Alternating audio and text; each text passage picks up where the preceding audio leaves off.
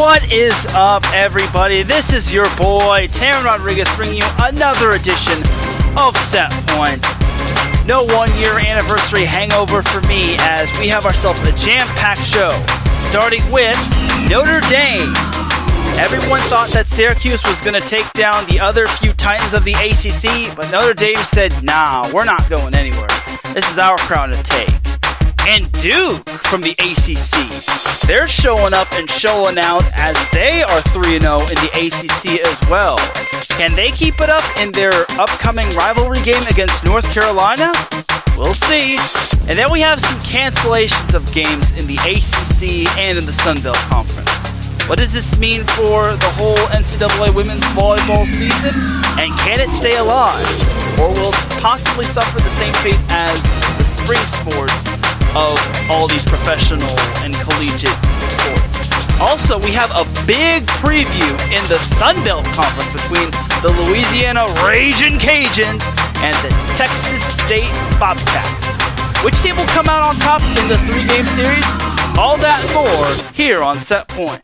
This is Teran Rodriguez bringing you another edition of Set Point here on IE Sports Radio, your direct feed for all that is sports.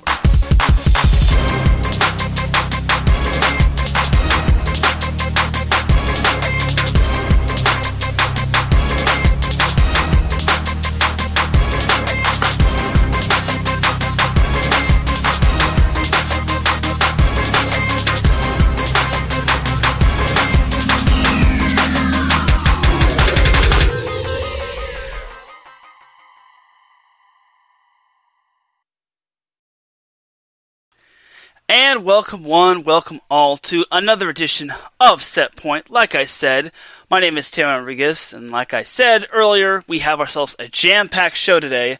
Let's go over last week's games from last week. Let's go over the first game between Notre Dame and Syracuse. So, quick and dirty, Notre Dame won. That's all you need to know in the battle of unbeaten teams in the ACC. However, both these teams had different paths to their upcoming matchup with one another. Notre Dame only played one match against an ACC opponent, while Syracuse had the honor of playing the perennial powerhouse twice. Syracuse played Pitt and won both those matchups, while Notre Dame only played Louisville because the second game between Notre Dame and Louisville got postponed. Which is disappointing because I was really looking forward to that second matchup against Notre Dame and Louisville, but we might not get to see it because it got postponed, and we don't know when the next date is going to be between those two.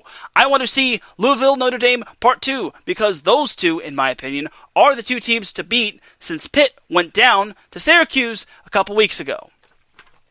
But I digress. Back to Syracuse and Notre Dame. Notre Dame took the first set 25-20, then cruised in the second set 25-16. Then the third set, Syracuse got punched in the mouth, but gave Notre Dame their punch to the gut, winning set 3 25-20. But then Notre Dame rebounded and won set 4 25-21. To me, I think this was kind of to be expected. I kind of expected Notre Dame to sweep, but honestly, Syracuse is a good team. I think everyone has overlooked Syracuse, and now that they posted that victory over Pitt a couple weeks ago, I think everyone in the ACC is on notice that Pitt is not to be played with, or Syracuse is not to be played with. I mean, I'm still fathoming that. Like, Pitt cannot, come out like that. I mean, in the defense of every team that was upset in the first week of their respective season, there was no preseason. There was no games. There was no non-conference games before conference play. Everyone had to go headfirst into conference play. But you also have to remember that Texas had the same thing as well. They had to go headfirst against a talented Oklahoma team that finished third in the Big 12, and they didn't complain. They eased past the Sooners, and it was at Oklahoma. So I don't want to hear any of this, oh, well, we didn't have any preseason games. I mean, I kind of have that respect of that, considering I think there should have been at least one non-conference game, or at least a scrimmage, but that's why you have your alumni matches, or your color versus color alumni matches. I don't know. Either way, Notre Dame got the win over Syracuse. Looking at the statistics for Notre Dame. We had Charlie Niego, who had 19 kills, only 4 hitting errors for a hitting percentage of .283. She did have 56 swings. She was swinging for the fences against the Orange. Also, we had Caroline Muth, who had 15 kills. She did have 8 hitting errors, which wasn't good, and she had 46 attempts for a hitting percentage of .152. Kinda, sorta was expecting better, but we can't complain. And Lindsay Miller rounded up the double digits in terms of kills with 11. She had no hitting errors, which was really impressive for a hitting percentage of .611. You'll be hearing me talk about Lindsay Miller in a little bit after I break down this whole preview, so we'll see. We shall see. So, we'll see. So, as for the Syracuse Orange, they were led by Polina Shemanova, who had 14 kills. The thing that really stood out to me, and this wasn't in a good way, was that she had 10 hitting errors.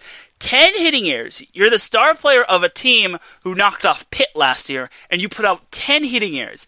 That is not how you lead a team. I mean, give Notre Dame credit. They played really well. And you'll see that in a statistic that I'll be talking about sooner or later, that Notre Dame was just the better team. But you can't have 10 hitting errors like that. That's not going to help you win games. And if you're having an off night, you've got to have other players step up. And believe it or not, Polina Shemanova was the only player that had double digits in kills for Syracuse. That can be a problem. However, looking at the statistics, there are players that almost reached double digits in kills, such as Victoria, I'm going to butcher her last name, Lockmanchuk, because like I said last week, Syracuse has a lot of international players.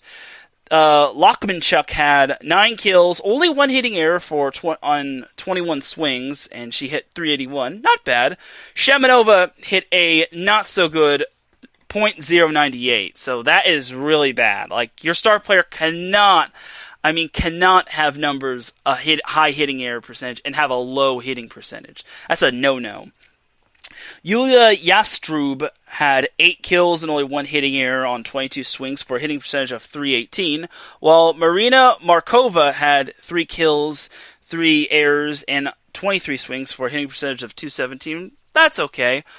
To me, I was expecting a little better from Syracuse, but they got a set, so I'm not overly disappointed, but I just knew Notre Dame was just the better team because they returned a lot of their players, and they're on a mission. They're just on as a bigger mission than Texas, possibly. I mean, I think everyone overlooks Notre Dame considering Notre Dame was just not... They were in the top 4 when it came to finishing in the ACC coaches poll. And everyone had Pitt finishing first, and they had 11 first-place votes. Louisville had 2 first-place votes, and Georgia Tech had 2 first-place votes. Notre Dame had 0 first-place votes, and was somewhat of a distant 4th behind Georgia Tech. Honestly, I think that's going to be the Notre Dame's motivation. Notre Dame had 0 first-place votes. No one expected Notre Dame to possibly finish first in the ACC. And again, Notre Dame returns a lot of their players from last year. The only players they lost were probably their libero. So, look at the other statistics for Notre Dame and Syracuse. We had Zoe Nunez with 51 assists and 12 digs. Notre Dame really dug the ball well, as Nunez, like I said, had 12 digs. Charlie Niego had 18 digs.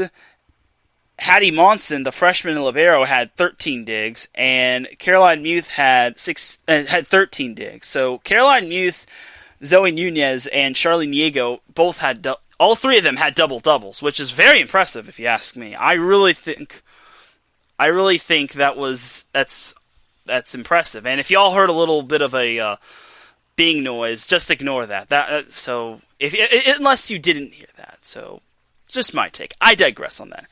As for Syracuse's additional stats, Lauren Hogan, the libero, had 25 digs, while Polina Sheminova had 22 digs of her own. So what she lacked in kills and hitting percentage, she made up for in digs, which is quite impressive.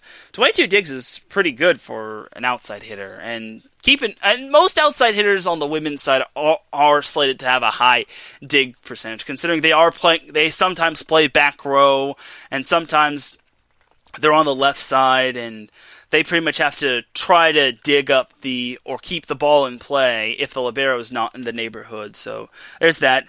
Elena Caracassi had 10 digs as well, along with 46 assists for Syracuse. So Sheminova and Caracassi both had double-doubles, which is good. In terms of blocks, Syracuse outblocked Notre Dame 9-8, which is kind of surprising.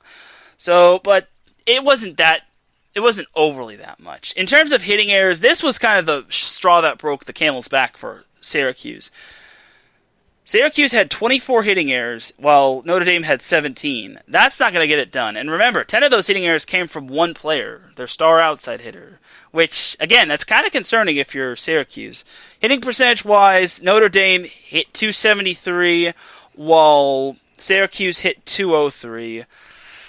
The .203 is, once again, hitting .203 kind of contributes to a high error percentage. Like, you can't do that if you want to beat a good team like Notre Dame. Like, especially when you're on the road. Like, keep in mind that Notre Dame was playing their first 2 home games, and like I said last week, Syracuse was forced out of their comfort zone in terms of playing on the road. Like, it just can't you gotta play better on the road. Like, you could win at your home turf, but when you're playing on the road, you gotta do better. Notre Dame did that against Louisville, and look at them. They're probably one of the better teams in the ACC, and they're probably they're on track to being the ACC champions, which I think they can. It is doable for them. Like, I just don't, unless they like suddenly have a major collapse, then I just don't see how they can mess up. Like, the only team that can beat Notre Dame is Notre Dame themselves, and maybe Pitt, but we'd have to take a look-see. But still, I like where Notre Dame is going. So that was the first matchup between Notre Dame and Syracuse. So the second matchup, my voice cracked. The second matchup between Notre Dame and Syracuse was a lot shorter than normal because Notre Dame swept Syracuse. The first set, Notre Dame beat Syracuse 25-18, which is kind of one-sided. The second set was quite tight, as Notre Dame had to squeak out that second set 26-24. That was purposefully voice cracking. And then the third set, Notre Dame had so much momentum and so much energy from that third set, they pretty much ran away with that third set 25-16, which to me was very impressive. Looking at the statistics, we had Caroline Muth with 17 kills, while Charlie Niego had 15 kills. Niego had only one hitting error for a hitting percentage of .467. Charlie Niego was on fire! And she was not going anywhere. And Caroline Muth stepping up as well. Like, Charlie Niego makes Notre Dame a really talented team, but when Caroline Muth gets involved, it just makes Notre Dame even better because it gives them that extra offensive threat. Kind of like LeBron James and Anthony Davis of the Los Angeles Lakers. And then you also have to factor in Lindsey Miller, who did not have a hitting error in that second matchup. She only had one hitting error over the weekend. Like, she had one hitting error in the first matchup between Notre Dame and Syracuse. She had 0 hitting errors in the second game between Notre Dame and Syracuse. She had 9 kills on 16 attempts for a hitting percentage of .562. 562, shout out to Long Beach. I had to. But Lindsey Miller, she's only a freshman middle blocker, mind you. I really think she is on the rise. And that's the concerning part for Notre Dame. Like, you look at Lindsey Miller and Hattie Monson. I'll talk about Hattie Monson in a little bit. But those two are freshmen. And they're getting the job done for a Notre Dame team who returns a lot of their star players from last week. This Notre Dame team looks really good, and I've been saying this since before the ACC started. Notre Dame is one of the more overlooked teams. I think the Notre Dame Fighting Irish, that team can actually do damage when it comes NCAA tournament time. Because remember last year, Notre Dame got bounced in the first round by UCLA. That didn't sit well with the Fighting Irish, and obviously it wouldn't sit well for a coach, and it just wouldn't be fun. Like, it just would not be fun. So it was tough for the Fighting Irish, but honestly, you look at the 2 games they've played so far. I mean, they beat Louisville in 3 sets. Awesome. I wish I could have seen Louisville Notre Dame Part 2. But they beat Syracuse in their home opener, which was just as impressive. And Syracuse was coming off of 2 big wins over Pitt. So, honestly, this Syracuse team, I mean, not to take anything away from Syracuse, but this Notre Dame team really is putting the whole NCAA on notice, as well as the ACC. And with good timing, too, because Notre Dame has a bye week this week, but then they have a big matchup against Pitt next week. So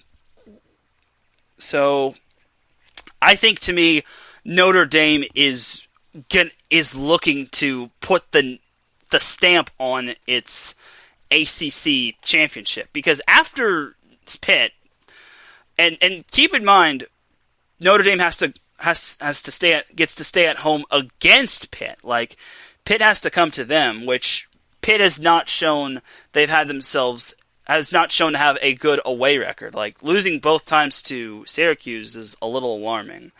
Like, after Pitt, not to look this far ahead, but after Pitt, Notre Dame has 2 away games against Boston College, and to me, Boston College, not going to be mean, but I don't really see them giving Notre Dame a matchup. So Notre Dame is in the driver's seat when it comes to the ACC. They just have to kick it into high gear. If they take one matchup against Pitt and the rest of the schedule pans out well, this could be the ACC champion.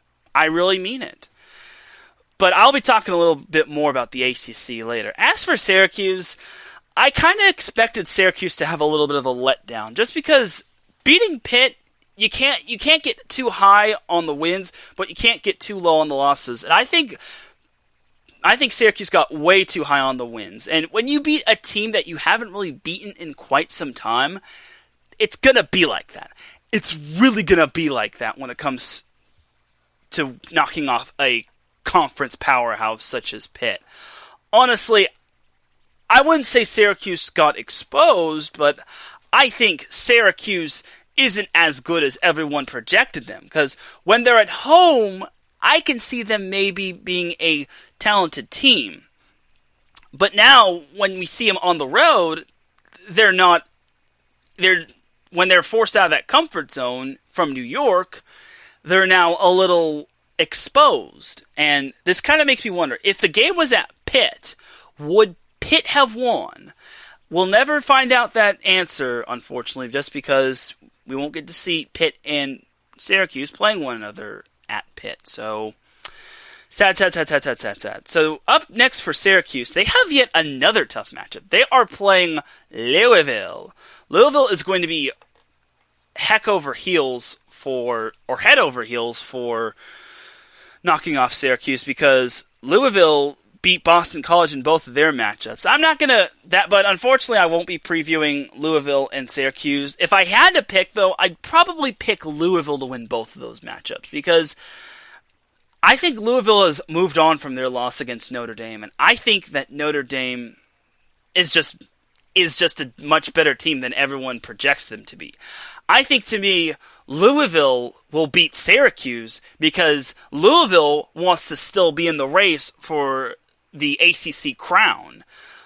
And Lord knows when Louisville and Notre Dame will be facing one another in part 2 of their little face-off against one another. So hopefully it'll be soon.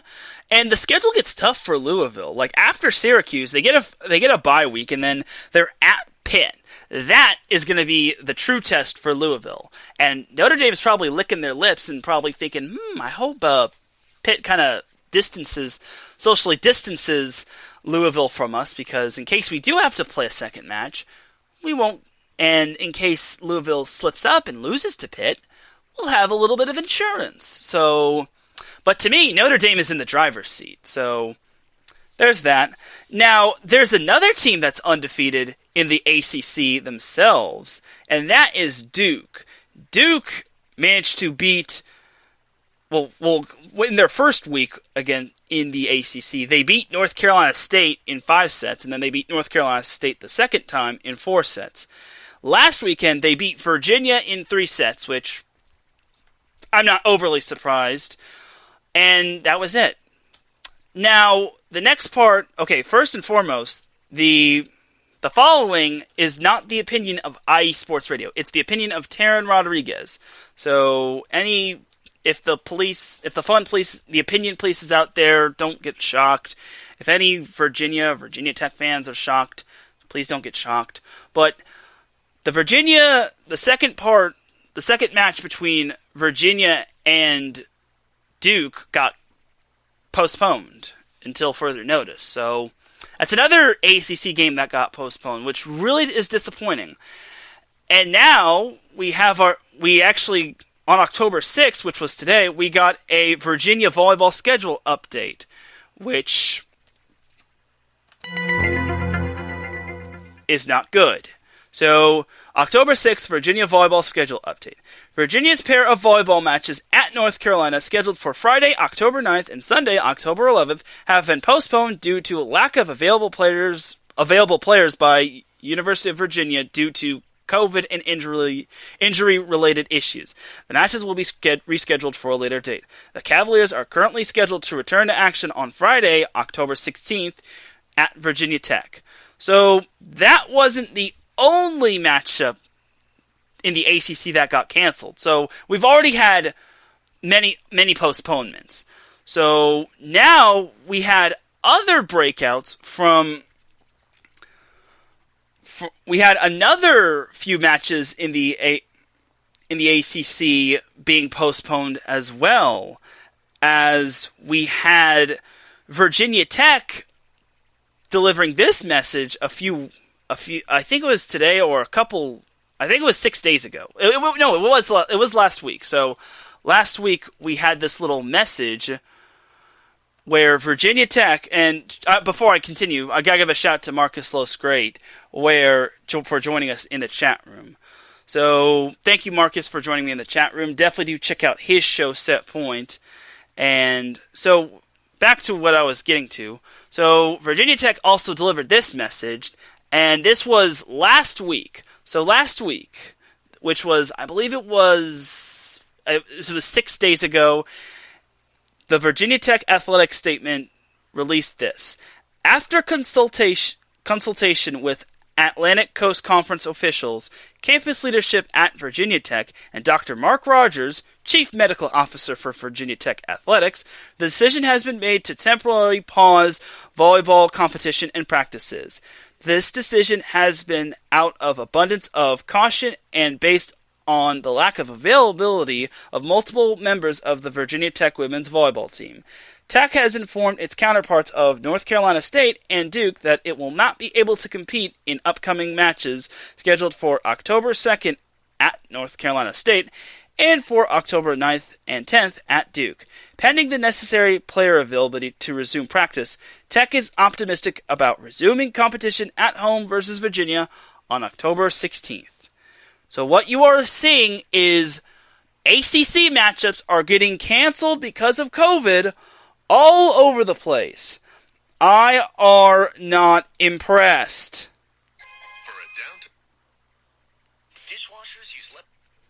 I am not too happy with this. Like, to me, this is kind of concerning, if you ask me. And notice how the matchups from the Virginia schools got postponed, but nothing more. Is that coincidental? I don't know. I really don't know.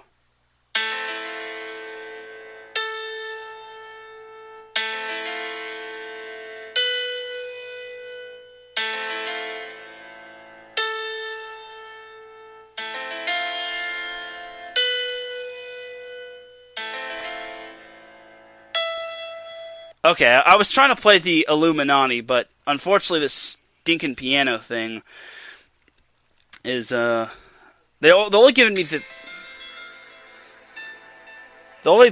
the piano version, which is kind of lame, but it is whatever. It's whatever. But you all get what I'm saying. But here's the one.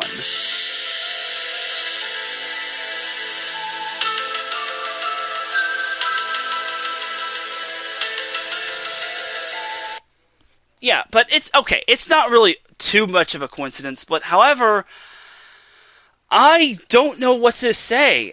This is concerning if you ask me. Like, Virginia and Virginia Tech, both Virginia teams had their games postponed. And the worst part is Virginia Tech had them postponed last week before they got to face North Carolina State.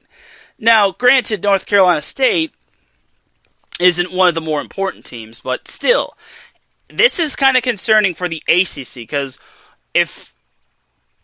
luckily it's only Virginia, and if I were Duke and North Carolina, or any team that played Virginia or Virginia Tech, I would screen your players ASAP, because if they have come down with COVID, then that's no bueno. But I'm pretty sure Duke and North Carolina don't have any players with COVID, because guess what? North Carolina was supposed to play Virginia Tech this weekend, while Virginia was supposed to play Duke this weekend.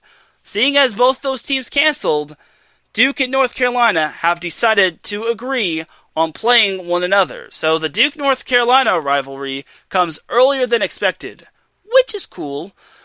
But you now have to wonder, if this continues, hopefully Virginia and Virginia Tech get everything squared away, and they're available to face each other on October 16th. Because if not, then the NCAA Women's Volleyball Committee could look down on this and say, a couple teams have COVID. Pull the plug. I don't want that to happen. But let me tell you all this. Virginia and Virginia Tech weren't the only ones to postpone games. Oh no, there was actually one more team that had to postpone games this past weekend. University of Texas in Arlington. So the UTA/Texas State Volleyball Sunbelt Conference matches in San Marcos that were scheduled for October 2nd through 3rd have been rescheduled for November 13th through 14th. The matches between the two teams were originally postponed due to positive COVID-19 tests by UTA team members. After the first 2 weekends of the season were postponed due to positive COVID-19 tests by the Maverick team members, UTA will finally open their 2020 season this weekend on October 9th through 10th at Little Rock. Okay. So this was last weekend, and as previously announced, the general public is not permitted at home volleyball matches inside the College Park Center this year. And then it just says follow the Mavs on social media.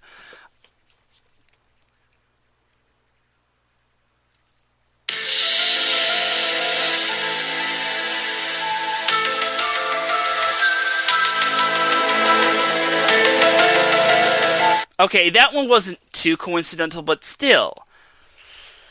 It's still concerning.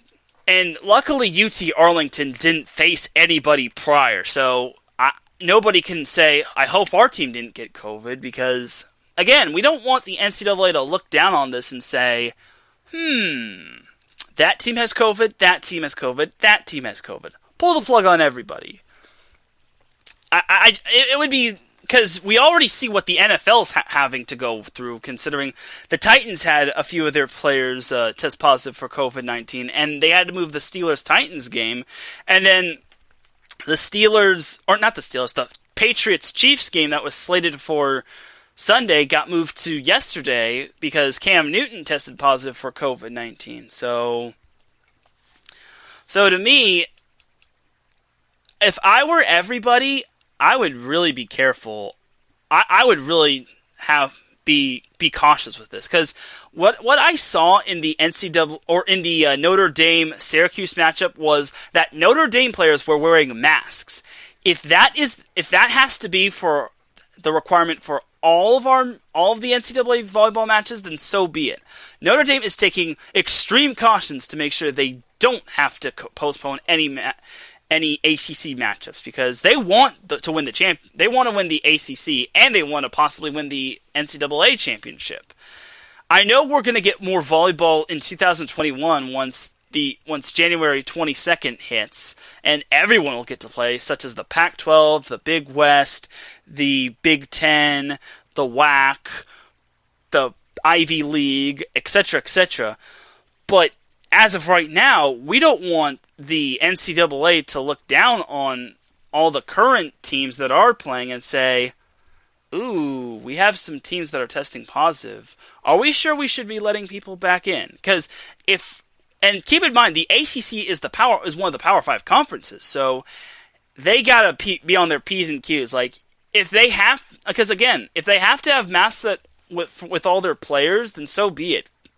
And if they have to deny any outside access, any outsiders from watching, any unauthorized personnel from watching, then so be it.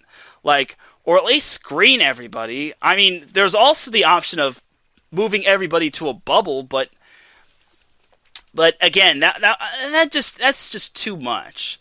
That's just too much for players, considering they're already having to deal with virtual learning, and now they'd have to deal with virtual learning on another campus or a neutral site or a different site. So I don't know. So I kind of feel that this isn't a big deal for Virginia and Virginia Tech, considering they're not one of the more perennial teams. They're not one of the powerhouse teams of the ACC. If this was like Pitt or Notre Dame or Louisville, I kind of would be having a big red flag, considering both of those teams, because all of those teams are perennial powerhouses and they're favorites to win the ACC, and then probably everybody would be going nuts on Twitter, but Notre Dame's already ahead of the curve, and I think Louisville is as well. So to me, I think those teams are smart, and I think maybe everyone needs to start wearing masks when it comes to playing. I mean, for Notre Dame's sake, like, Notre Dame is already ahead of the curve, but if that's the case, then so be it. Like, and if just like how. And same with coaches having to wear masks and whatnot. So, to me, and the masks haven't really been slowing down Notre Dame, because Notre Dame's 3-0. Like, if anything, the masks might be helping them a little bit more. But still, I think Notre Dame's ahead of the curve, and I think everyone may need to be implementing a mask policy to all their players. It's not something that everyone wants, but if they don't want to run the risk of getting COVID and having their season postponed and all their practices postponed, then so be it. And I know it's tough, but you never know, because one false move and then poof, the season's over, and then that's it. We're back to square one. We have to pretty much have guidelines to having everyone get back to what is supposed to be the new normal. So we'll see what happens, but hopefully Virginia and Virginia Tech do get back on track. What's funny is that North Carolina and Duke, who are rivals, will be meeting each other this week, and then Virginia and Virginia Tech, who are also rivals, could meet each other next week. Though Virginia and Virginia Tech aren't really like projected to be to win the ACC or have a deep NCAA tournament run. Just my take. I'm not trying to bash anybody, but I digress. But still, again, everyone's got to wear their masks, everyone's got to be socially distant, and they got to be smart. And then you also got to drink plenty of water and take care of y'all bodies, take care of y'all chickens, do all of that. So hopefully everyone can like follow the guidelines and just not jeopardize the NCAA women's volleyball season, because if it doesn't happen, then we could be up a creek without a paddle, and I don't want that, because I want the full season to continue. Like, Virginia's case is a little bit more understandable because they have injuries and COVID-related symptoms, but honestly, everyone's just got to follow the guidelines. Let's please, I want to continue to have NCAA volleyball or NCAA women's volleyball to talk about, because if it hurts one conference, it could hurt the whole rest of the conferences that are playing, not just like the Big 12 or the Sun Belt or all the independent schools that are playing. And speaking of which, I wonder if all the other independent schools are currently playing. But I'm not going to get into that. To me, I think it's to me what matters right now are the current teams that are playing, and to me I think that it's going to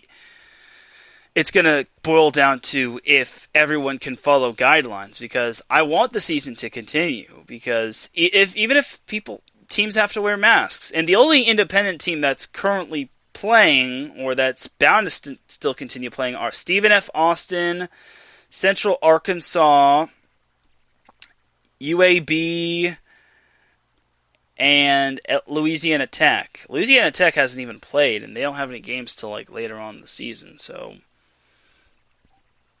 And then remember, we had Lamar having I believe they only had 7 players out of a possible 16 travel with them to play against Stephen F. Austin. So, again, that's another concern.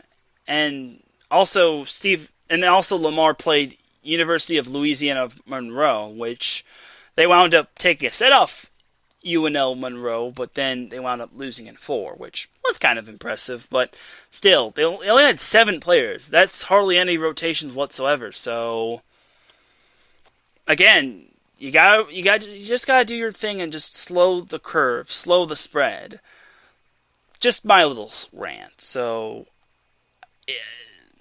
yeah, I think that's going to be enough on that rant, and we're actually going to take ourselves a little bit of a break. When I come back, I will be previewing the up-and-coming matches, or the noteworthy up-and-coming matches for this week. So you're listening to Set Point here on IE Sports Radio, your direct feed for all that is sports. Lay down music.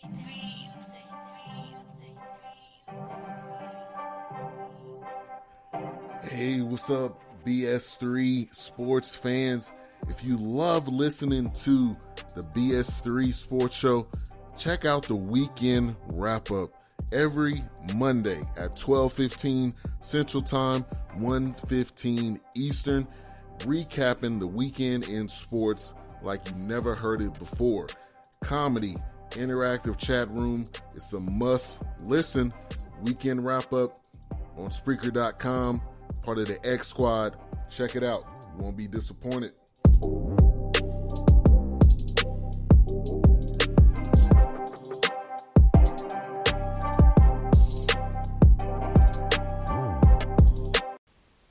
Attention, all sports fans! If you're someone who wakes up each morning with lists of sporting events to go along with your to-do list for the day, then you just might be a diehard. The world of sports is as vast as the ocean is deep, including the major leagues, the minor leagues, the college, and everything in between. This is me, your boy Larry B of IE Sports Radio, welcoming you to join me every Monday evening at 4 p.m. Pacific, 7 p.m. Eastern on The Defining Moment, a show that focuses on what really matters in the sports world, sports themselves, and nothing outside of them. Once again, tune in for The Defining Moment with me, your boy Larry B, every Monday evening at 4 p.m. Pacific, 7 p.m. Eastern on IE Sports Radio, right here on Spreaker.com. We'll see you there.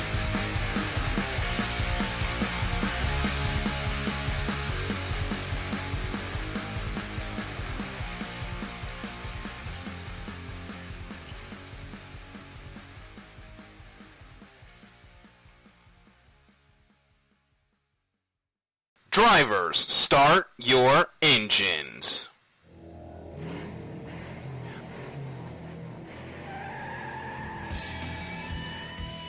Auto racing takes many forms, from the close quarter contact of NASCAR to the high-speed, high-risk atmosphere of IndyCar, all the way to the pinnacle of technology with the Formula One World Championship. No matter if you prefer the high banks of Daytona, the concrete canyons of Long Beach, or the flowing curves of the Nürburgring. The international language of motorsports is simple. Go fast, run hard, and come home first. So join us, myself, Darrell Kinsey Jr., Lolita Camello, and Michael Ward, on a world tour of all the best motorsports has to offer on the Extra Mile, Thursdays at 7 p.m. Eastern, 4 p.m. Pacific, only on your home for all that is sports, IE Sports Radio.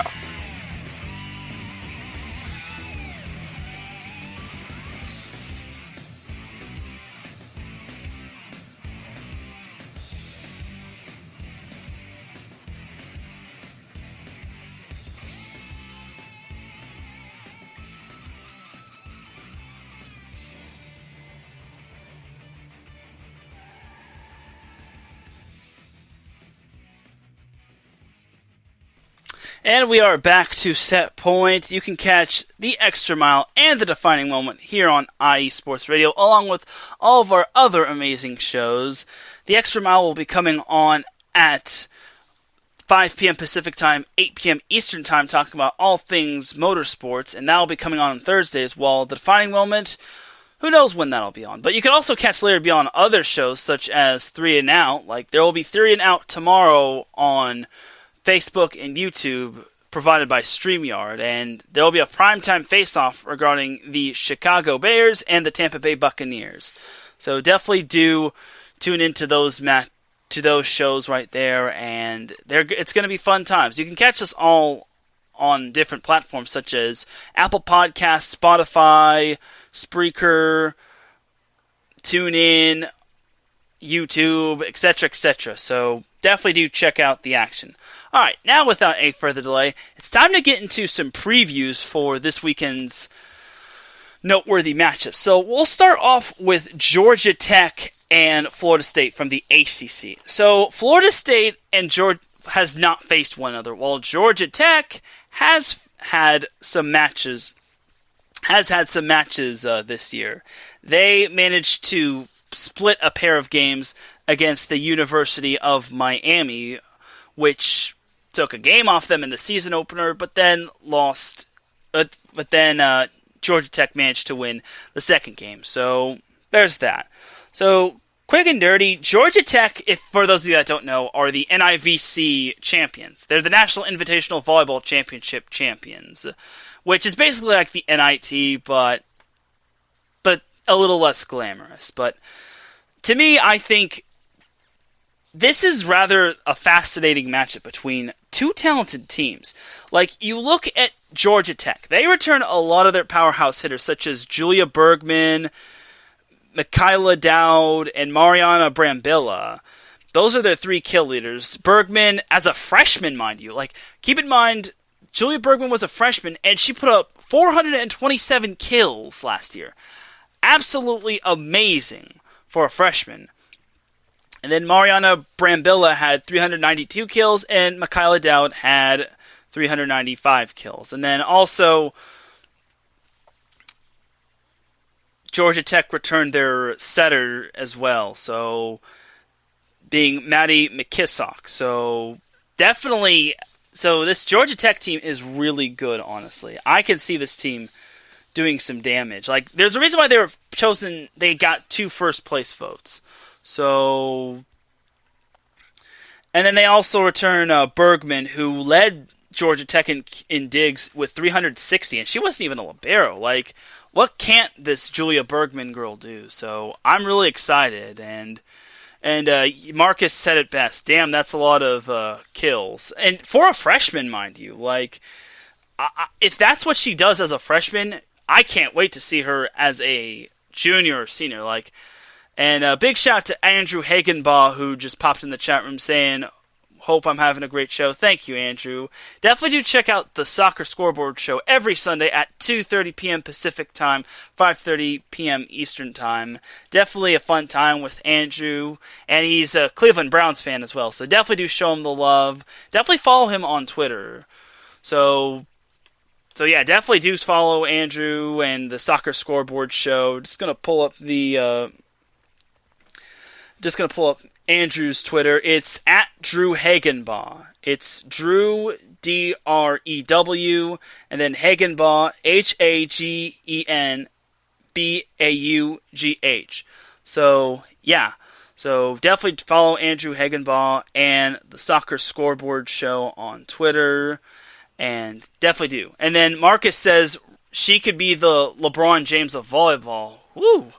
That's a nice little comparison right there. She could definitely be the LeBron James of the ACC and maybe the NCAA, because if she's putting those numbers up as a freshman, again, if she's putting up those numbers as a freshman, you definitely want to see what she's going to be putting up numbers in terms of being a sophomore and then a junior and then a senior. So for Georgia Tech, one would think Georgia Tech would win, but you have to consider they had themselves that slip-up against Miami. Now, again, this could be accounted to no preseason, because no team in the ACC had a preseason game, and that goes for Georgia Tech too. Nobody in the ACC had a preseason game except for Virginia Tech, but nobody cares about Virginia Tech. So, and to me, I think Georgia Tech looks like, on paper, they look like the heavy favorite to beat Florida State. And definitely, Julia Bergman is on, pretty much can carry this team to victory. And it's not just Julia, it's many other kill leaders for Georgia Tech, such as Dowd and Brambilla. And then you also have her digging abilities, which are defensive abilities, which is basically preventing the ball from hitting the floor. So definitely do got to. What she has in offense, she also has in defense as well. She's kind of like the perfect package. So, which is kind of the reason why Marcus said she could be the LeBron James of volleyball. Andrew says she sounds like she's a god, and she's kind of the gem for Georgia Tech, and that's kind of one of the reasons why Georgia Tech won the NIVC last year.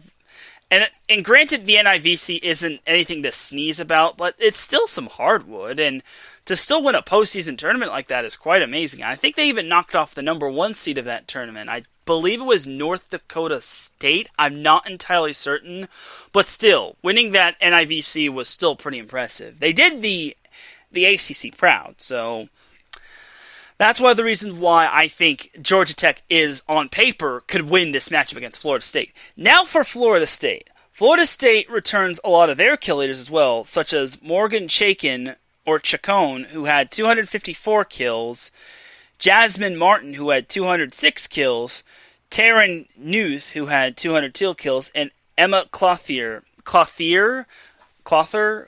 who had 140 kills. They did lose Peyton Caffrey to graduation, as she had 403 kills, who led the Seminoles in kills. But they do return their 2 setters, being Lily Tessier and Adrienne L., who Tessier had 617 assists, while L had 466 assists. So what we could be seeing is another 6-2 offense between the Seminoles' offense, considering they play 2 setters, which, for those of you that don't know, 6-2 means you're playing 2 setters, which is kind of self-explanatory, but I digress.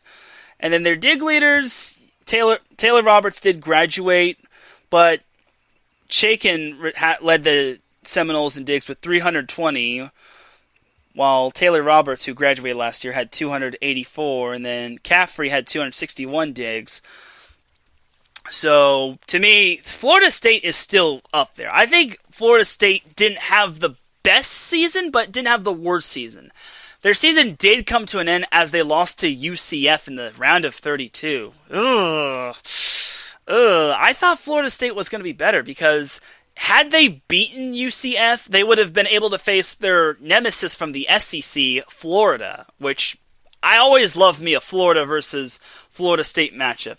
So Andrew says he's got to head back to work, but have a great rest of the show. And hey, I appreciate you tuning in, Andrew. I definitely appreciate you, and glad to see you're still working hard. I can't wait to check out the Soccer Scoreboard show, which hopefully I'll be able to listen to fully. And yeah, definitely do check out the Soccer Scoreboard show. So anyway, back to Florida State and Georgia Tech.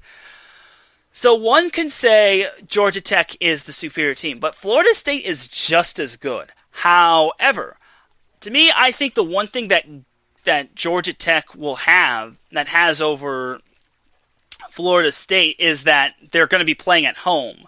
Keep in mind that Georgia Tech has not played at home yet. So I think they're going to be very eager for a home matchup, for a home series matchup. And Georgia Tech is looking to get back on track after that disappointing loss to Miami. In the defense of Miami, I think Miami is a much better team than everyone gives them credit for, but still, Georgia Tech has a lot to prove, and again, it can be contributed to no preseason, but I think Georgia Tech will win both games, but I don't think they'll come easy. The first matchup I'm certain Florida State's going to give them their best shot because Florida State's going to be eager to play after sitting out the first 2 weeks. And as they said on their social media, it's been an unexpected 2 weeks of no volleyball play. It's like being a kid outside of a candy store, waiting for that candy store to open so you could dive on into those delicious chocolate caramel bars and all that, and all those Kit Kats and any sort of delicious chocolatey treats. So that's what I could describe Florida State as. I think Florida State is going to be eager to play Georgia Tech, but I see Georgia Tech winning both matchups. I think Georgia Tech takes the first one in 4 sets, and then they beat Florida State in 5 sets, the second matchup.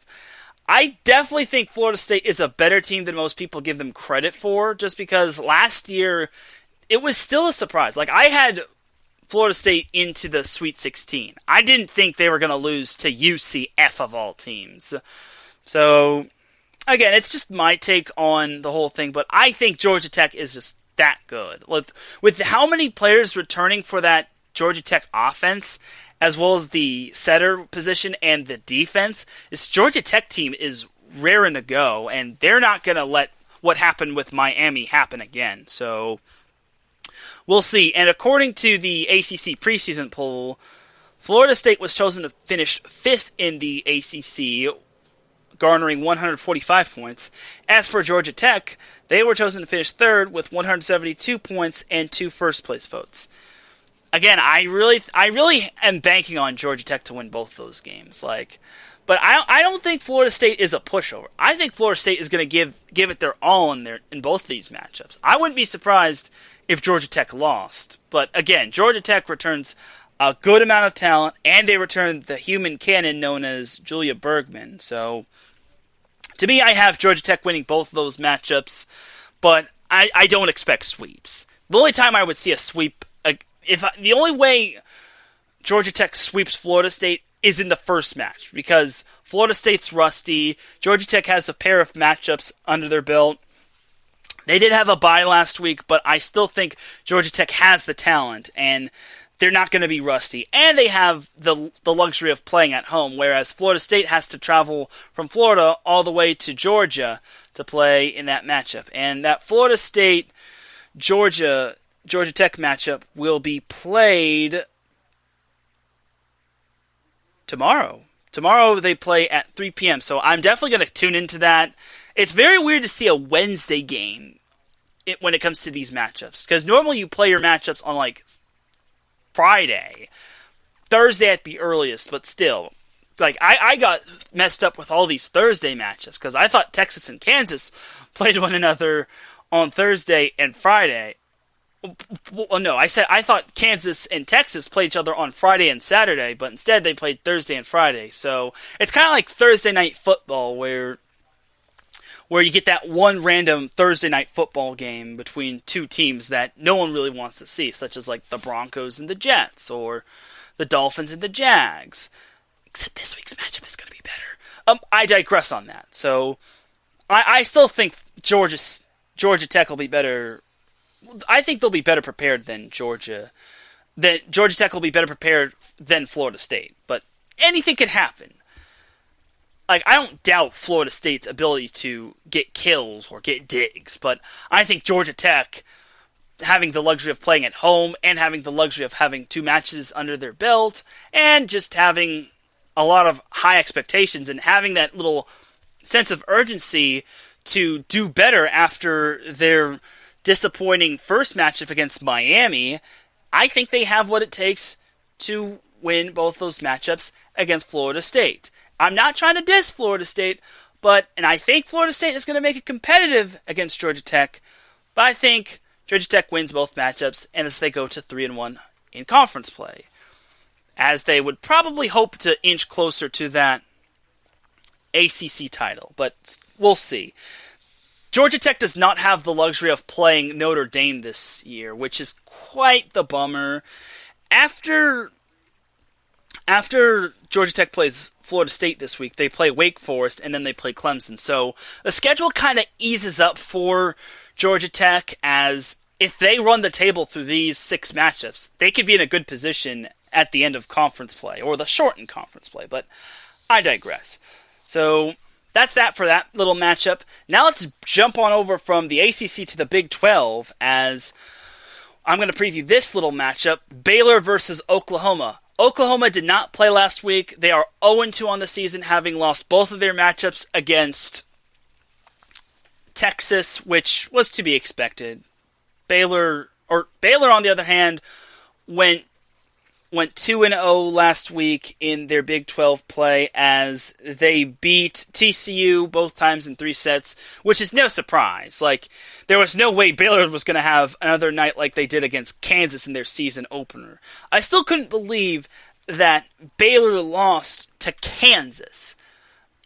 But then again, that's what happens when you have 26 hitting errors and your star player just has a night to forget. So, I digress, though. So, Baylor will play Oklahoma at Baylor in Waco, Texas, on Thursday and Friday. So, I gotta get that down. I gotta remember Thursday night games and Friday night games. So, there's that. So, let's start with Oklahoma. Oklahoma has not played since a couple weeks ago in their season opener against Texas. Leading the Sooners in kills is, I'm going to butcher this girl's name, Gu Doof?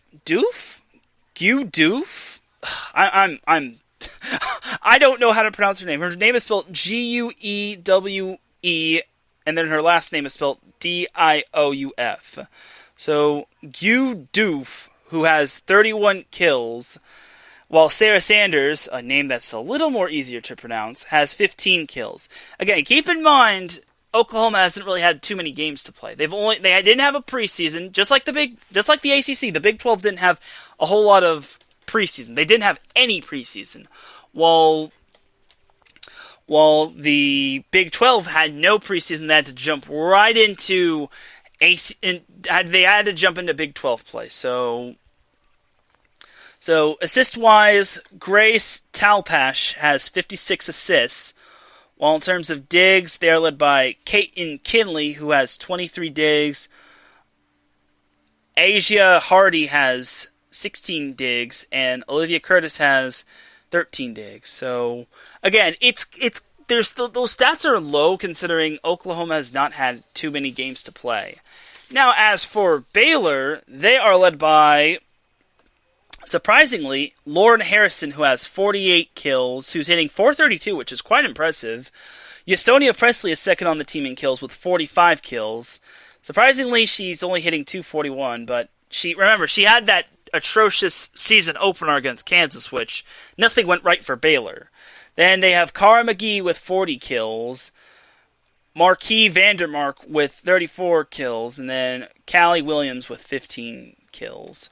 So, again, Baylor has more matches under their belt, which is why their player stats are more higher than Oklahoma's. However, you also have to factor in that they had to play TCU, which is not one of the better opponents in the Big 12, but still. Assist-wise, Callie Williams has 146 kills. Second on the team in kills is Chanel Bramschreiber, who has 20... Or, did I say kills? Callie Williams has 146 assists, while Chanel Bramschreiber has 20 assists. While in terms of digs, we have Bramschreiber having 37 digs, Callie Williams having 30 digs, Yasonia Presley having 23 digs, Emily Van Slate having 25 digs, and those are your only double-digit diggers on Baylor. And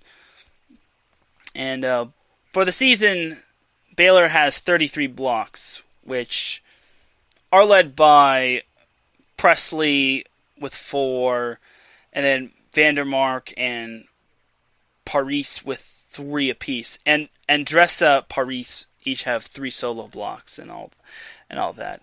Cara McGee has 10 blocks in total, which includes block assists and solo blocks. So there's that. To me, I think this is a no-brainer for Baylor and Oklahoma. Oklahoma has the worst start to the season. They have to play two powerhouses. They played Texas the first week, then had a bye. Now they play Baylor, which made the Final Four last year. Baylor, to me, is not going to have another night like they did in Kansas in their season opener. I think that Kansas game was attributed to the fact that Baylor had no preseason, they had no scrimmages, and they had to go headfirst on the road in Kansas. So, to me, I think Baylor takes both these matchups against Oklahoma.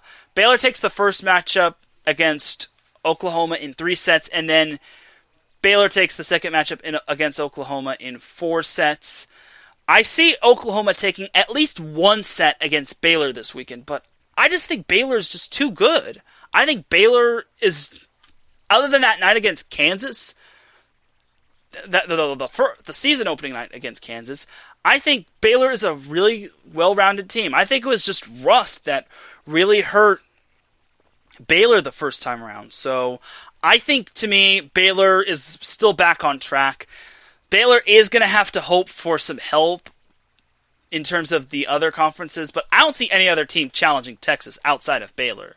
When Baylor gets to play Texas at the University of Texas, Baylor's going to have to come out guns a-blazing. In other words, they're going to have to take both matchups. Otherwise, Texas is going to have the leg up on them in terms of winning the whole thing. And I think Baylor's a much better team than most people, than what the first game dictated. Just because they have Ysonia Presley, and they have some of these other talented players like Laurent Harrison, who's on the rise. And then you have Marquis Vandermark, and then Callie Williams is playing well at the setter position. Cara McGee is playing well at the middle blocker position. So I think this Baylor team has a lot more to prove now after losing to Kansas. And they know they can't look that far ahead against Texas. So they can't afford to play any of their games as trap games, because if they do that, then there won't be a Big 12 championship. So, to me, but I digress on that. Like, after Baylor plays Oklahoma, they play Texas. They're at Texas Tech next week. Then they're at Iowa State next week. The week after, then they play West Virginia at home, and then the first week of November they play at number 1 Texas, which is going to be their Big 12 championship or bust. So we'll see. We shall see in regards to those two teams. So now let's jump from the Big 12 and head over to the Sun Belt Conference, because there's going to be a big-time matchup between two teams. And those two teams are Louisiana, the Louisiana Ragin' Cajuns, and the Texas State Bobcats. So Louisiana is, other than Texas, and Notre Dame, Louisiana is the only undefeated team from August all the way to October. They're 11-0. They are 5-0 in conference. They're 6-0 at home and 5-0 away. The Ragin' Cajuns, to me, are looking really good, and they are led by Hallie Wisnoki, who has 171 kills and has a hitting percentage of .323, which is quite impressive. Kelsey Bennett has 129 kills and is hitting .263, which is solid. Cara Barnes has 96 kills, and she's hitting .380, which is also good. Assist-wise, they are led by Avery Bro, who has 443 assists, and she's averaging 11.97 assists per set, which is pretty impressive. In terms of digging, they have Hannah Ramirez, who has 197 digs, while Kelsey Bennett has 132 digs, and then Avery Bro has 107 digs. So those are your three stat leaders. And in terms of overall blocks, they are led by Cara Barnes, who has 36 blocks, while the next block leader isn't until Maya Scott, who has 18 blocks, while Kelsey Bennett has 18 blocks of her own. So Bennett has been all over the place when it comes to the Ragin' Cajuns. As for Texas State is not too far from Louisiana. They have an 8-1 overall conference record, or 8-1 overall record, while they're 3-0 in conference. Texas State was supposed to play UT Arlington last weekend, but unfortunately that match got canceled. Those matches got canceled due to COVID-19 outbreaks from UT Arlington, so that was a bummer. So they have 3 less matchups. Texas State's only loss was to UTEP. I was very surprised to see UTEP, of all teams, beating Texas State. Texas State is way better than UTEP to me. But I digress. That was still early in the season, but again, I digress. Texas State is led by Janelle Fitzgerald, who has 111 kills, and she's hitting a .369 hitting percentage. Caitlin Buettner has 90 kills and is hitting .217, which isn't that good, but I digress on that. Not a whole lot of triple-digit kill leaders, if you ask me. But then again, Texas State did have some of their matches postponed. I think they're also supposed to play Central Arkansas. So Central Arkansas and a few other non-conference matchups, which unfortunately got postponed. So that really sucks for Texas State. So it kind of doesn't give them the same number of matches played as Louisiana, but still, it is what it is. They're only 2 matches behind overall, so there's that. So Emily DeWalt leads Texas State in assists with 332, while in terms of digs, Kayla Granado has 131 digs, while DeWalt has 103 digs as well to go along with those 332 assists. So that's some cool stuff right there. In terms of blocks are all over the place for Texas State. Janelle Fitzgerald leads the team in blocks with 25. Keep in mind those are block assists and blocks combined. So Tyrone Scott leads, I believe that's how Tyrone Scott is second on the team in blocks with 24. And third in blocks is Jillian Slaughter, who has 20 on the team. And then Therese Marshall has 17, and then Emily DeWalt has 13 blocks. So there's that.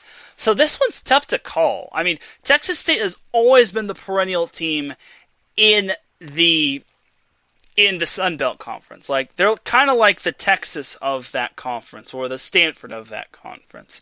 Not a whole lot of teams have beaten Texas State. So, and this is the matchup I was really looking forward to.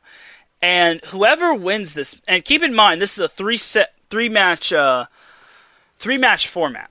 There's going to be a doubleheader this Friday, and then there's going to be a matchup on Saturday. So, and it's going to be at Louisiana. So Texas has to go from Texas all the way to Louisiana. So that kind of bites for them.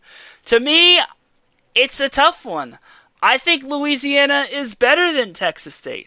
But I will say this about Texas State. They're not to be underestimated. I think Texas State, despite being under a new coach, still has what it takes to hang with anybody. And they're not ready to give up their crown just yet. I think Louisiana takes the first match and then of the doubleheader, and then the second match of the doubleheader, Texas State takes that doubleheader. It's going to be tough, though. I wouldn't be surprised if both of those matchups went 5 sets, in that doubleheader alone. And remember, there's another matchup on Saturday.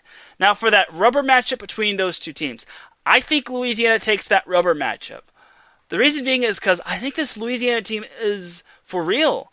I think this Louisiana team is not to be underestimated, and I think they've risen above all the challenges that have gotten in their way.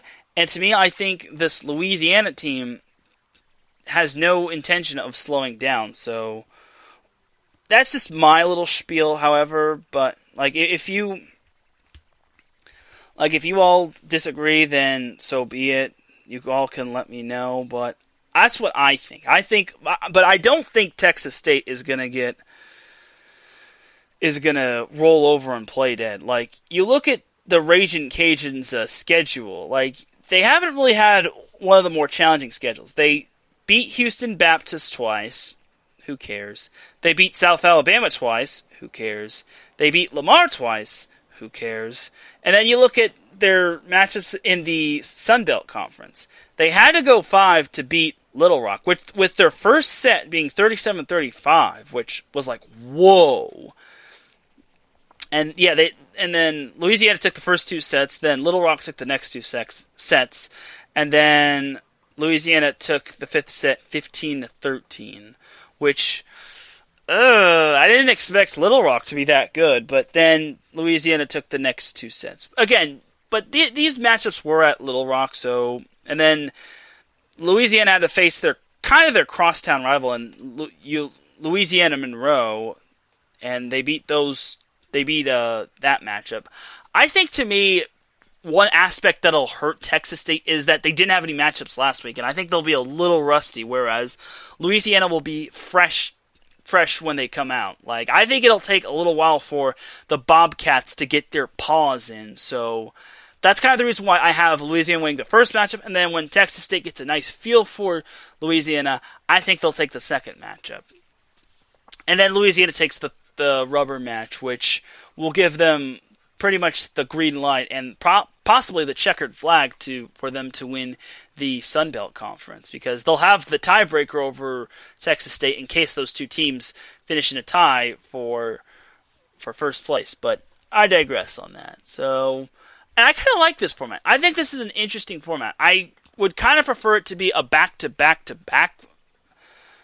format, but I kind of think that would be pushing it a little, considering you would probably have your film and study, and then your warm-up, and then your match, and then your post-game, and then rinse, lather, repeat. But then both teams will be able to... and then both teams have to deal with that. But I don't know. I think when it comes to like Texas State and Louisiana, it's going to be in a very, very barn burner like matchup, especially at Louisiana. And well, this is Louisiana's true test.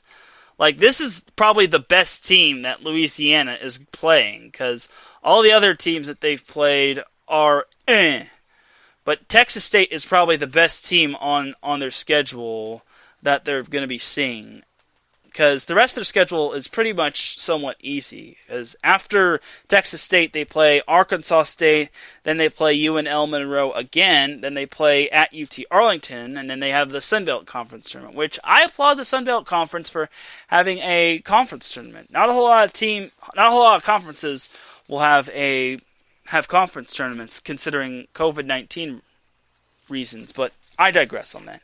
So that's that for the Louisiana-Texas State matchup. Now let's head back to the ACC, and let's jump into this little preview matchup of North Carolina and Duke. Duke, kind of the surprise team, is in first place with Notre Dame in the ACC at 3-0.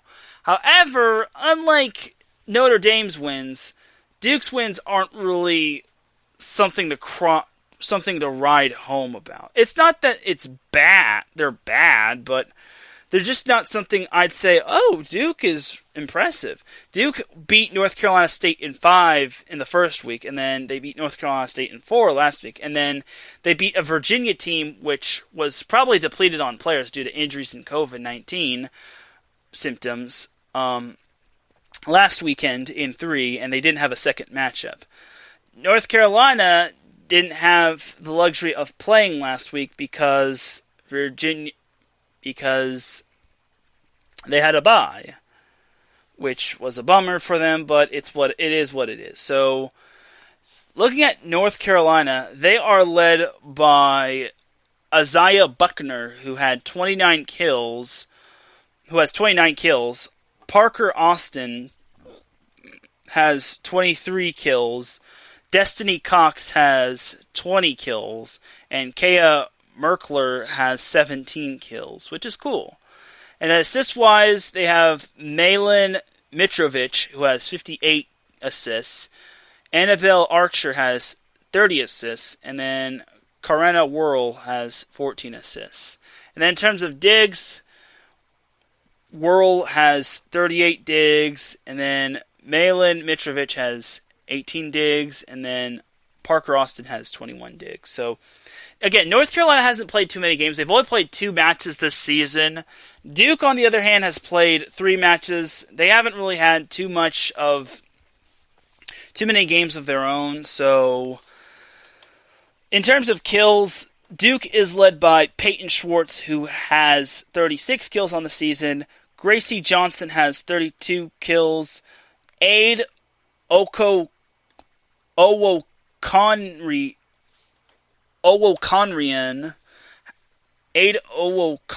has 25 kills. Lily Cooper has 24 kills. And then Lizzie Fleming has 17 kills. In terms of assists, we have Alex Springate, who has 62 assists. In terms of assists as well, we have Camille Nazor, who has 44 assists. And then Mackenzie Cole has 14 assists, which is not that much. Dig-wise, there are a lot of double-digit diggers for Duke. We have Mackenzie Cole, who has 53 digs on the season. Peyton Schwartz is second in terms of digs with 35. Gracie Johnson and Aid Owokonrian each have 28 digs, and then Camille Nazor has 10 digs. And then in terms of blocks, we have Lizzie Fleming, who has 16 blocks on the season, and then Lily Cooper has 14 blocks. So, to me, when it comes to rivalry games, anything can happen. I don't like thinking that North Carolina will lose both matchups, and I don't know about Duke. Like, you look at North Carolina's wins and losses, their only win was against Virginia Tech, but their only loss was against Virginia Tech.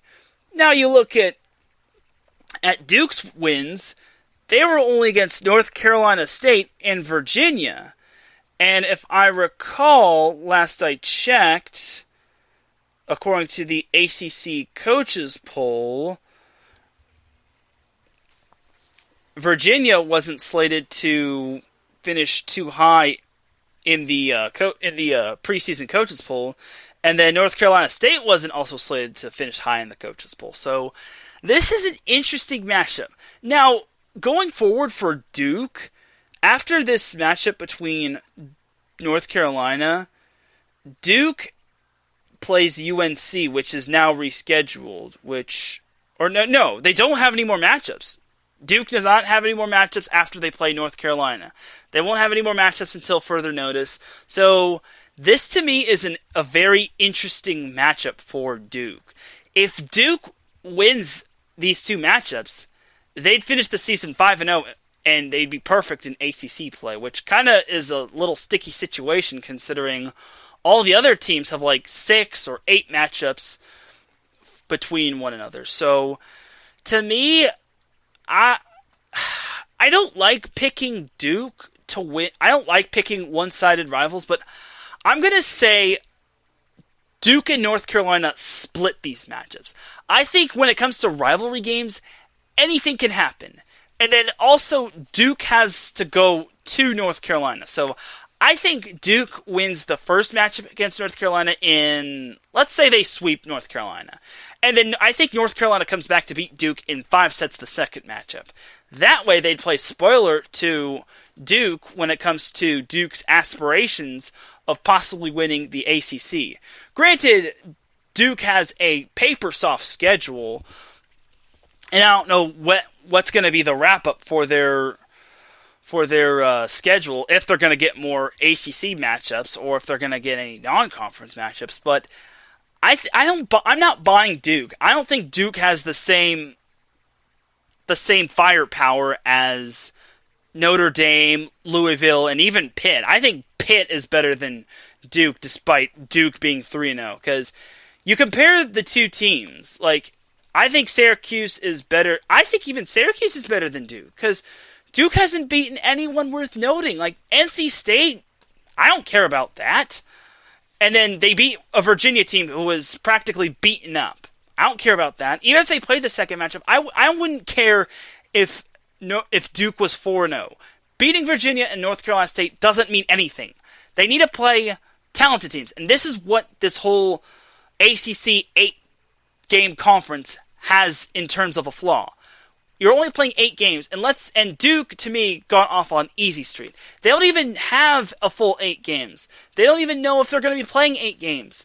They don't even know if they're going to be getting part 2 of Virginia versus Duke. They don't even know if they're going to be getting another 2 opponents. They don't even know if they're going to be getting Florida State or Georgia Tech or Louisville or Notre Dame or Pitt or anybody. Like, again, this is the kind of the flaw of not having a full season, because if a team gets a paper soft schedule that they could just breeze through, then guess what?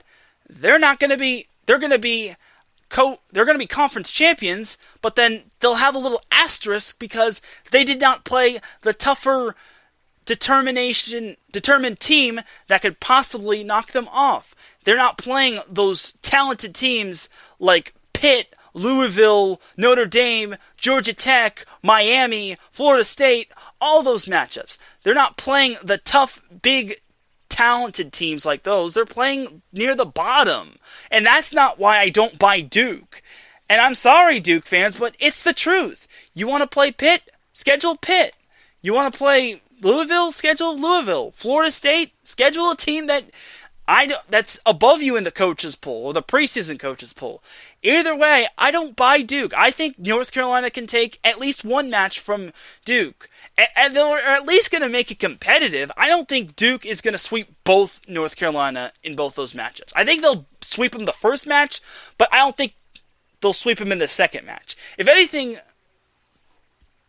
a sweep would be the last thing to predict for Duke versus North Carolina. If anyone would probably be doing the sweeping, it's North Carolina, because North Carolina has a lot to prove after their little debacle of losing to Virginia Tech in the first week.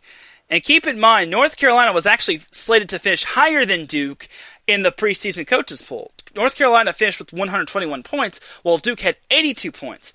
That's why I think North Carolina has a chance to beat Duke in these 2 matchups. And again, it's a rivalry game. Anything can happen. Just like how Virginia Tech. I didn't think Virginia Tech was going to beat North Carolina. But that's the thing. Anything can happen when it comes to with this ACC conference play. Look at Syracuse and Pitt. Nobody had Syracuse beating Pitt. Hardly anyone. And Syracuse was slated to finish 6th in the conference. But Syracuse was that little engine that good. The only problem with Syracuse was that they ran into the talented and more experienced team that was Notre Dame on the road, and they got exposed on the road. So that's kind of my little rant on why I don't buy Duke. I'm not buying what Duke is selling, if you ask me. To me, I think North Carolina can win one of those games. So I'm predicting Duke and North Carolina to split their matchups. I predict Duke to win the first matchup, and then North Carolina to win the second. Because I don't think North Carolina is that bad. I mean, you lost to Virginia Tech, but you're not terrible. You can't suck forever. I digress, though. Anyway, last matchup, and this is another one of those interesting matchups. This is between Miami and Clemson. The U versus the Tigers. And we're not even going to go Ed Orgeron. So Clemson is opening their season this weekend, while Miami is 3-1 this season. Last weekend, they beat Wake Forest, which was slated to finish second near the bottom of the ACC, both times in 4 sets. So it's a little concerning, but I think it still wins, and it's still good to have. So as for University of Miami, they are led by Elizaveta Lukianova, who has 73 kills. Angela Grieve has 51 kills. Janice Liao has 42 kills. Lauren Tarnoff, who I was high on when it comes to this season, has 36 kills. And Janet Kalaniuvalu has 28 kills. In terms of assists, we have Savannah Vach, who has 192 assists. And in terms of digs, we have Priscilla Hernandez with 66 digs. We have Savannah Vach, who has 39 digs. Janet Kalaniuvalu has 30 digs. Angela Grieve has 23 digs. Emily Damon has 25 digs, and then Elizaveta Lukianova has 15 digs. In terms of blocks, Janice Liao has 15 blocks, while Angela Grieve has 12 blocks. Elizaveta Lukianova has 11 blocks to round up the double digits in terms of blocks. And then Lauren Tarnoff has 9 blocks, but none of them are solo, which is sad face. But I definitely think Lauren Tarnoff can have a big freshman season for Miami. She's definitely she's in that starting rotation, and she has the second fewest amount of kills in terms of attempts. Like, of the 5 players that have double digits in kills, she has the second fewest hitting errors with only 8. And that could be a testament to her working hard and her being determined to possibly be on that ACC freshman team, to eventually getting Freshman of the Week. I think Lauren can definitely get Freshman of the Week this week. Possibly, but they're playing a Clemson team, which hasn't even played a game this week, which hasn't even played a game this year. So, in terms of players that they return this year, they do return Kaylin Corti, who has 370. First, let's back up for a minute when it comes to this Clemson team. So, like I said, Clemson has not played a game this season, and it's better late than never, I guess. But to me, I think it would have been great to see them have games prior. But still, we can't judge their schedule. So they do return. So in terms of kills, they do return Kaylin Corti, the redshirt senior outside hitter, who had 379 kills from last year. And then they also return Soleil Thomas, who had 248 kills last year. And then I also believe they return the third best kill leader in Alyssa Deloney, who is a middle hitter, and she's a senior as well. So that's cool stuff. Last year, Alyssa Deloney had 160 kills, while Soleil Thomas, who was a junior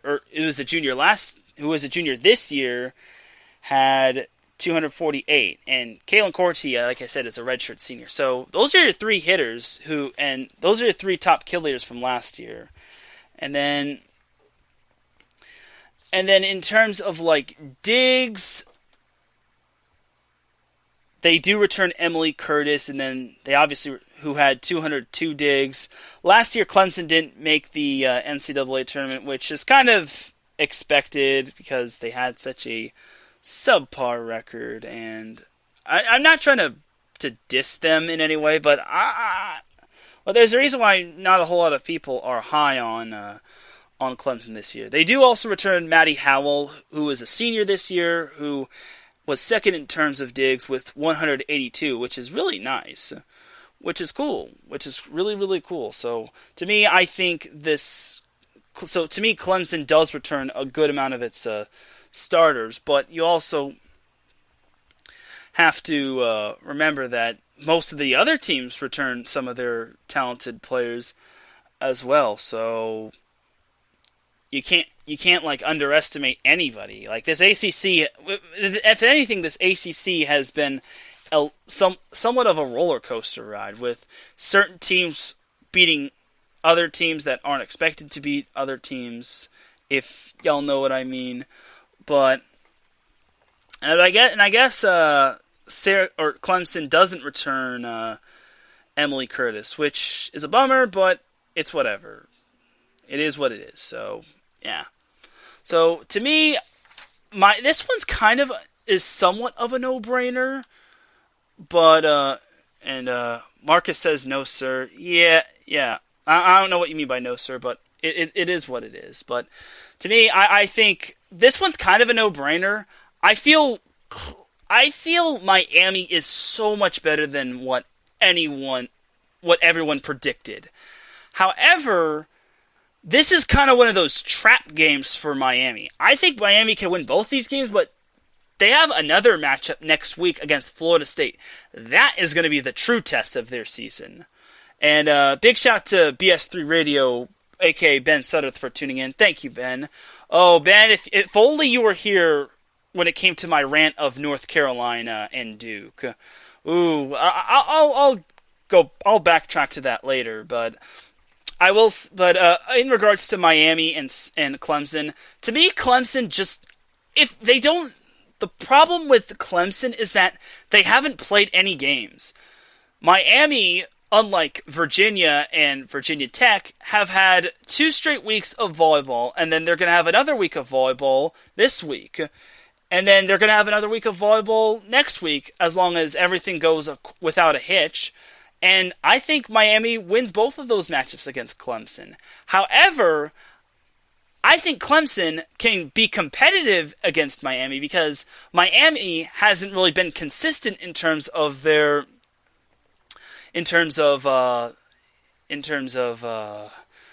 ACC. And Ben asks, how are they in volleyball? Well, UNC had a bye week last week. However, they split their first 2 matchups against Virginia Tech. They won the first matchup, and then they lost the second matchup. And Virginia Tech was slated to finish at the bottom this year. However, as I said previously, and this week, North Carolina plays Duke. But I'm going to say this. I'm going to fill you in right now, Ben.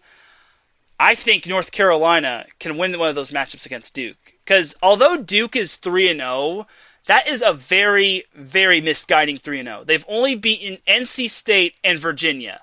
Both those teams weren't really expected to be high out of the ACC. Duke, to me, is a team that has the most misguiding 3-0 record, and I think North Carolina's going to win at least one. Like, if you heard my rant about Duke, They have the most paper soft schedule of all the ACC teams because they're not playing any of the powerhouse teams like Pitt, Louisville, Notre Dame, Syracuse, Florida State. They've only played the bottom feeder teams such as NC State, Virginia, who they only got to play once because Virginia had to cancel the second game, and then Duke. And then after Duke plays UNC, they don't have any more games. Like, I don't even know, like, If Duke wants to prove themselves, they got to schedule a talented team. Like, you want to prove yourself as an NCAA tournament team?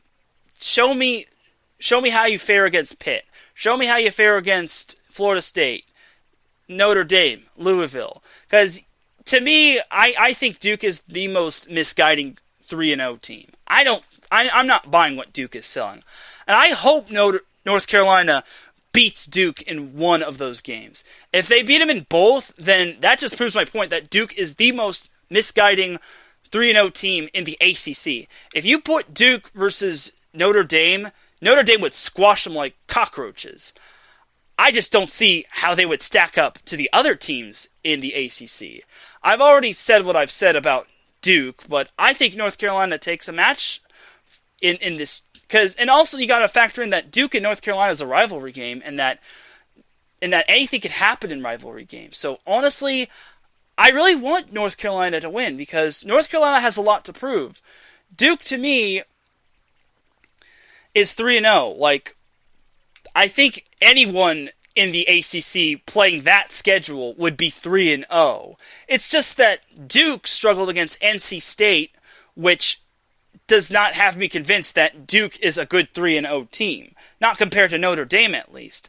Like, if you put if Pitt plays Duke's schedule, Pitt easily goes 3-0. You put Louisville with Duke's schedule, Louisville goes 3-0. You put Florida State with Duke's schedule, Louisville, Florida State, Miami even would go 3-0 with Duke's schedule. Duke is 3-0, but they struggled against NC State, and they beat a depleted Virginia team, honestly. So that is why I am not convinced Duke is a good 3-0 team. I think Duke will take one match against North Carolina, but they're not going to take them both. If they do, then I'm sorry, Ben, but North Carolina would be having the worst start to the NCAA women's volleyball season.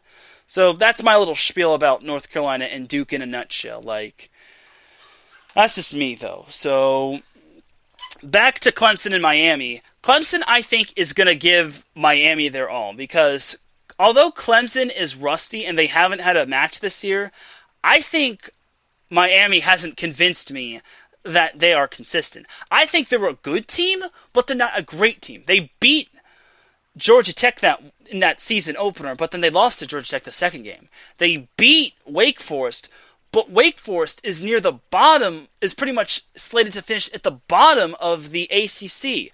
Like, nobody is going to look at Miami beating a second-to-the-basement team such as Wake Forest. Like, if Miami wants to take that next step, they got to convincingly beat this Clemson team. I'm not saying Clemson will lose. I'm not saying Clemson will get crushed, but Miami has been known for not crushing teams. Like, Miami was slated to finish tied with Boston College for 8th in the ACC polls, while Clemson was slated to finish 12th. So, honestly, I expect Miami to at least post one sweep against Clemson. I expect Miami to win the first matchup against Clemson because Clemson is rusty. Clemson has not had a matchup this year, while Miami has played 2 full weeks of volleyball in terms of matches. And then Miami just needs to keep their eyes on the prize. They cannot afford to look ahead to their big-time matchup against Florida State, because if they look that far ahead, then they are in for a world of hurt when they play Florida State, because the game is going to be at Florida, and that could easily be a matchup to look ahead to, because again, this Miami versus Clemson is a trap game for Miami, because Miami is a good team. I think they're one of the more overlooked teams in the ACC, and I think they're a good 3-1 team. The problem is they're not a great 3-1 team, because they haven't had that, just like Duke, they haven't had that extra firepower matchup. They did have against a talented team. They did beat Georgia Tech, which I was impressed. I really thought Miami really played great against Georgia Tech. Even in the loss against Georgia Tech, I think Miami played really great. But against Wake Forest, they kind of let me down by allowing Wake Forest to take a set off them in both matchups. So, to me, I think Miami has to get through this week, and then they can look ahead to Florida State, because that Miami versus Florida State matchup, that's a crosstown rivalry, and they obviously cannot look that far ahead, because Clemson is a solid team. They do return a good amount of their starters, but I think the freshman class of Miami is much better than Clemson. So that's why I expect some of the freshmen to step up for Miami, such as Lauren Tarnoff, who I am still high on. Like, I'm going to be high on her until she has like a bad game. So, and Marcus says that's just playing down to the competition. Yeah, it would be playing down to the competition. But I think Miami is better than Clemson. Like, I think on paper, because a lot of things are giving Clemson the advantage over, a lot of things are giving Miami the advantage over Clemson, as Clemson has to, or actually no, that Miami has to travel to Clemson. So before Miami gets to come back to their home gym, they have to go up to Clemson. So if I said that Miami is playing at home against Clemson, then that was wrong. But Miami does have to travel to play at Clemson. So that's going to be a bit of a test for Miami. They're basically going to be forced out of their comfort zone of playing in their own gymnasium, and they gotta be a little bit uncomfortable when playing against Clemson on the road, because if Miami struggles against Clemson, they're not going to have too much good luck against Florida State, which I think is better than Miami, but with how Miami's played against Georgia Tech earlier this season, I think that could I think that could be said otherwise, but we'll see. We'll see. I think Clemson has some upswing to them. It's just that they don't have any games to show because they haven't played any games this season. All they've had were practices, which Clemson was not obviously expecting. Like, they didn't want their season opener to be this late in the season. Like, if it were up to Clemson, I think they would have had their season be played a couple weeks ago, like late September. And that's not their fault. That's kind of on the ACC, but we can't just point the finger at everybody. We can't just point the finger at the conference. The schedule is what the schedule is. So to me, I think I expect Miami to at least win the first matchup. I predict Miami to win both matchups, but I want Miami to sweep the first matchup. I at least want Miami to register one sweep this series. Like, they just can't afford to look that far ahead to playing against Florida State, because again, that's a rivalry match, a crosstown rivalry at that, and if they look that far ahead, then that could be trouble for the Hurricanes. So I expect the Hurricanes to blow right by Clemson in the first match, and then I expect the Tigers to get their claws together and give them a little bit of a battle in the second matchup. Just because you don't want to get you don't want to get swept on your home court twice. That would be embarrassing. That would be sad, honestly. So that's just my little prediction right there.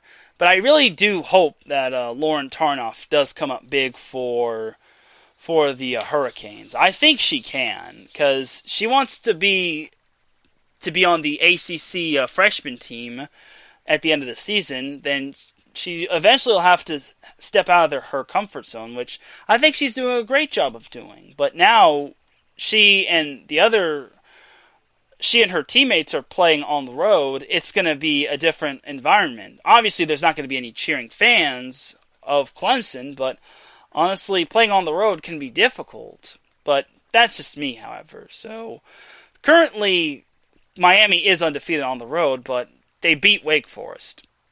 Big whoop-de-doo. Like, that's not convincing me. Like, if they beat Clemson both times convincingly, then I'll be impressed, and then we'll see what Miami can do against Florida State. And then we'll see what Florida State can do against Georgia Tech, because I think Georgia Tech is better than them, in my opinion. But that's just a friendly opinion of mine. So I think that's going to do it for my predictions, and that's going to do it for today's episode of Set Point. I definitely appreciate you all for tuning in. Thank you to Ben Suttereth III for tuning in. Thank you to Marcus Losgreat for tuning in. Thank you to Andrew Hagenbaugh for tuning in. In about 15 minutes, Marcus Losgreat's show, Gloves Off, will be going live on Spreaker and on any podcast platform. So definitely tune in to Gloves Off and all of our shows on IE Sports Radio, and also definitely cop a IE Sports Radio t-shirt, tank top, sweater, cap, you name it. Like, you would look really good in it. Trust me on this one. I'm not lying. I would never lie to you. But other than that, it is time to drop the beat, because I'm about to dip like a banana in chocolate. You feel me? Thank you all for tuning in to Set Point this week. I definitely appreciate you all for listening. If you are listening live, then I definitely appreciate you. If you are listening on the replay, I also appreciate you. Like I said, in less than 15 minutes, Gloves Off will be going live with Mr. Marcus Losgreat. So for everyone here at IE Sports Radio, have yourself a great rest of the night. This is Teran Rodriguez signing off. Peace and blessings.